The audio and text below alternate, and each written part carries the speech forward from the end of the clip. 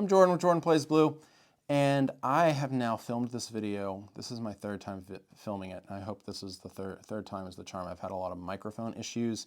I filmed the whole thing last night and found out that my receiver was dead.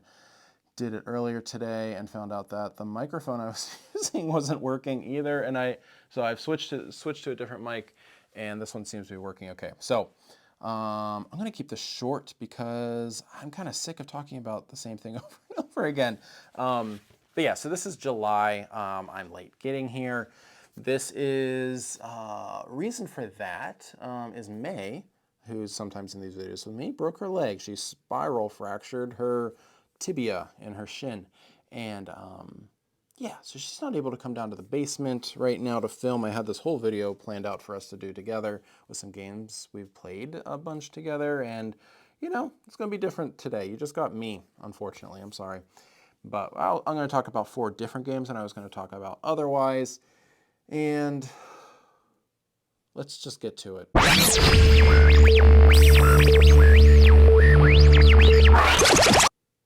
All right, this first game, I'm going to start telling folks, I have lacked doing this in the past when I get games for reviews. So this one is a first impression type of review. I'll do a quickly review over on Instagram when I'm ready for it. But this is Thrones of Valeria from Daily Magic Games. I did get this one to review from my friends over there.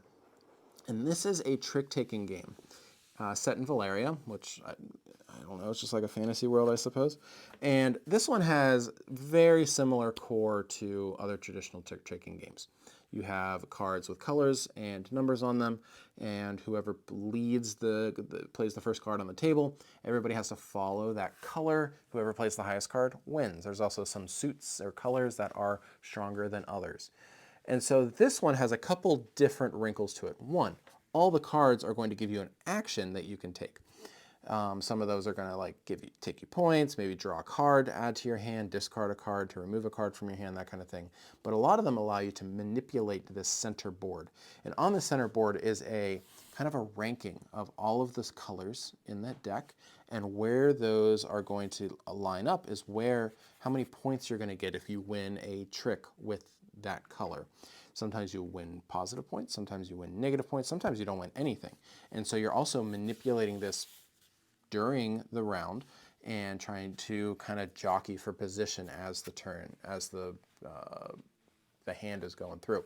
Now, it seems like it could be chaotic, and it plays up to, 6 players, something like that, and it feels like it could be chaotic for that. I've played with 3, and it didn't seem super chaotic at that player count. So far so good, but I could definitely see how it could get more chaotic as the player count increases. But so far so good for Thrones of Valeria.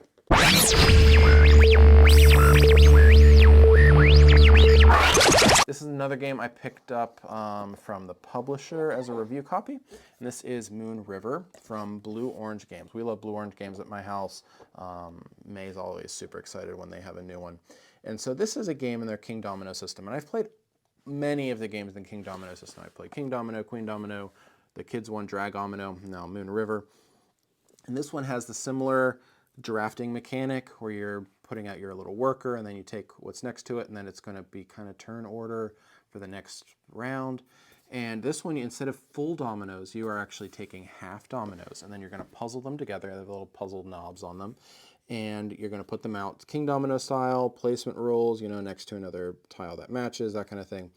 But some other things in this one that are interesting is, one, you get to kind of build the tiles as they're coming out, so that you kind of make it up as it goes, sort of. But then also the tiles are going to give you these cattle that are going to be around the board, and you have to have cattle in your area in order to score it. So if I have an area that's like 5 pastures big, I'd have to have a cattle in there to score it, and you get the points based off of number of tiles in that grouping times the number of cattle. So if I have a grouping of 5 with 2 cattle, that's 10 points, right? That's multiplication math, right? Well, this one, you are you have these helpers that are going to help you move the cattle around to different areas, because sometimes you need to do that. You can also use them for like multipliers of different scoring parts, but then also you can use them to take cattle from your opponents. Now that seems mean, but it kind of works, because the one game I was playing, and I just wasn't ending up with any tiles that had cattle on them. And you really need the cattle in order to score points. So that it gives you an opportunity to take the cattle from the other players who are maybe hoarding the cattle and kind of spread out the love a little bit. Could seem mean, but I think it just kind of levels the playing field in a way. So I think this one's really solid. I think Moon River, I think it's going to stick around in my collection for a bit. I actually don't own it. I used to own King Domino, and I think I gave it to my sister, perhaps. I gave it to somebody in my family.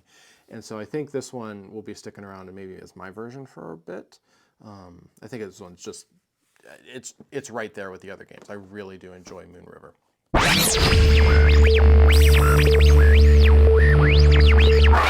And this last one, I did a preview of it last year on this channel, so it might look familiar, but I have a final production copy of it, which the publisher did provide. And this is Trailblazers from Bitewing Games. This is one of my favorite games to come out this year. It probably would have been one of my favorite games to come out last year if it had actually come out last year. I was just playing a pre-production copy of it. This is a tile-laying game. You're drafting these tiles. The tiles are cards, and they're going to have different routes on them, almost like dominoes, right? Like Moon River, like King Domino. And you're going to be putting out these cards. You can cover other ones. You can build next to, and you're just creating loops. You're creating these trails. You're blazing these trails. Going back to the trailhead, go back to the trailhead, that kind of thing. And you can score points based on how long each of those trails are. You have water trails, biking trails, hiking trails. And you are just going through, making these trails as efficiently as possible, trying to score you as many points. There's different modules in here, so you can like see animals along your way. You can set up base camps in this one solo mode, where you actually have like a biker going down the bike trail, and they're going to set up a camp every so often. You're just trying to keep one loop going as long as you can. It has a cool kind of solo campaign that gives you these, you can use these special objective cards while you're playing the game, and just gives you one special objective card in the solo mode, though you're just trying to work through these cards. It works super well. It is such a quick game. It's like 30 minutes with teaching it.